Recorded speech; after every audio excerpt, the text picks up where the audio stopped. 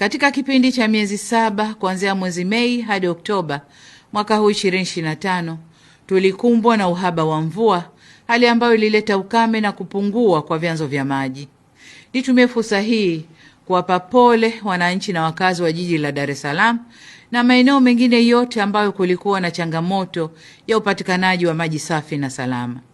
Katika kukabiliana na hali hiyo, hususan kwa Dar es Salaam, serikali ilihakikisha kwamba vyanzo vyote vya maji vilivyo karibu vinaelekeza maji jijini humo, pamoja na kufufua visima vilivyokuwa havifanyi kazi.